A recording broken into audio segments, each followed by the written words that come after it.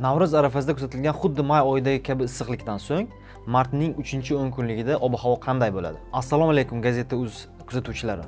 2025-yilning mart oyi avval ta'kidlanganidek juda quruq, hatto mavsum uchun xos bo'lmagan anomal issiqlik to'lqinlari bilan o'tmoqda. Martda havo haroratining keskin ko'tarilib ketishidan qo'rqish kerak. Chunki bunday hodisa ortidan odatda haroratning pasayib, namgarchilikning ortishi kuzatiladi. Bu oy yilning boshqa davrlariga nisbatan mana shunday beqarorligi bilan ajralib turadi va uning bu xususiyati azaldan dehqon va bog'bonlarning kayfiyatiga juda ko'p hollarda salbiy ta'sir qilgan.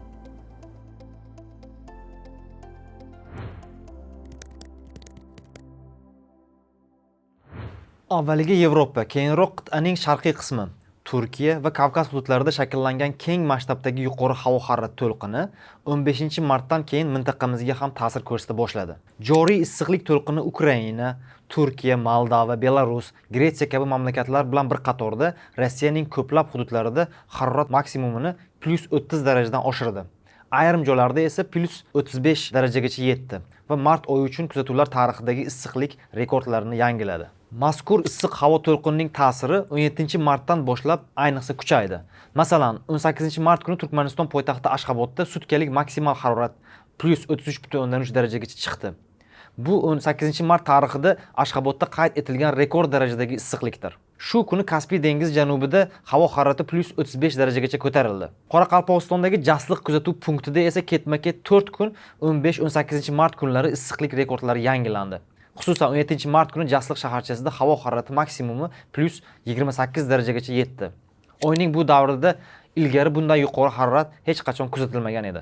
Umuman Jasliqda mart oyidagi issiqlikning mutlaq rekordi 2023-yil 31-mart kuni o'rnatilgan bo'lib, o'shanda havo harorati +31 darajagacha qizgandi. Issiqlik to'lqinlari ta'siri ayni damda ham davom etmoqda va 2025-yilgi Navruz arafasida 2023-yilgi rekord urilishi ham hech gap emas. O'zgidromet prognozlariga ko'ra, joriy issiqlik to'lqini O'zbekistonning katta qismiga 23-martgacha ta'sir qiladi. Agentlik ma'lumotlariga ko'ra, 20-22-mart kunlari Buxoro, Navoiy, Qashqadaryo, Surxondaryo viloyatlarida havo harorati +30 daraja va undan yuqori bo'ladi.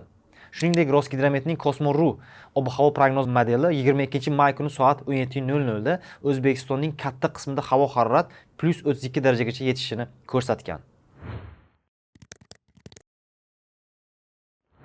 Mart oyidagi bunday issiqlikdan so'ng odatda havo haroratining pasayishi va namgarchilikning ortishi kuzatiladi. O'zgidromet ham bunga ishora sifatida 21-martdan O'zbekistonning shimoliy hududlarida havo harorati +15 darajagacha, tunda esa +5 darajagacha pasayishini ma'lum qilgan.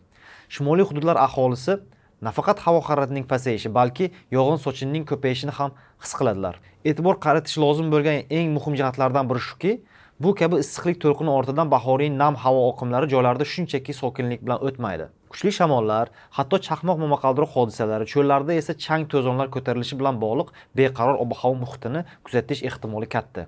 Shunday qilib, Kaspiy dengizi o'rtasida shakllangan siklonik jarayon 21-22-mart kunlari dastlab Qoraqalpog'iston va Xorazmga ta'sir qilsa, 23-24-mart kunlari O'zbekistonning boshqa hududlariga uzoq kutilgan bahor yog'ingarchiliklarini taqdim etishi kutilmoqda. Yog'inlar ayrim hududlarda jadal bo'lishi mumkin. Yevropa o'rta va uzoq muddatli ob-havo prognoz modeli tomonidan tayyorlangan ushbu xaritalarga ko'ra, 22-24-mart kunlari oralig'ida qancha yog'ingarchilik tushishi mumkinligi ko'rsatilgan. Xaritada binafsha rang bilan ajratilgan hududlarda ko'proq yog'ingarchilik kuzatilishi taxmin qilinmoqda. Bu vaqtda shimoliy hududlarda chang to'zonlar ko'tarilishi ehtimoli mavjud. Yevropa o'rta va uzoq muddatli xalqaro ob-havo prognoz markazi martning so'nggi haftasi, xususan 24-31-mart kunlari O'zbekiston sharqida, xususan u yerdagi asosiy qishloq xo'jaligi maydonlarida yog'ingarchilik bo'yicha shu davrga xos me'yoriy qiymatdan ko'proq yog'in bo'lishi va hatto salqinroq bo'lishini prognoz qilgan. Xullas, 21-27-mart kunlari O'zbekistonning deyarli barcha hududlarida yog'ingarchilik kuzatilishi taxmin qilinmoqda. Ushbu yog'ingarchiliklarning taxminiy qiymatlari 2 mm dan 90 mm gacha yetishi mumkin.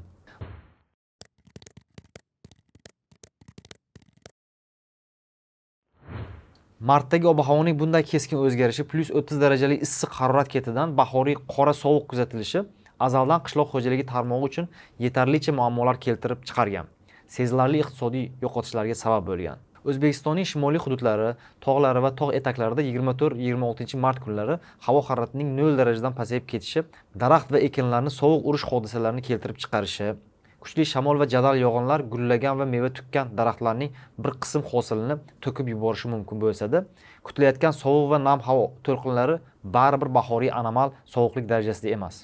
Ayni vaqtda joriy nam havo oqimining qishloq xo'jaligi tarmog'i uchun ijobiy tarafi ham mavjud. U ayrim ekin maydonlariga urug'larning unib chiqishi uchun zarur bo'lgan tabiiy namlikni ulashib ketadi.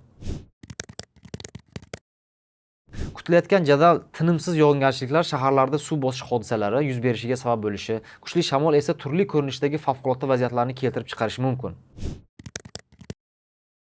Haroratning joriy pasayishi energetika tarmoqlariga jiddiy ta'sir ko'rsatmasligi kerak.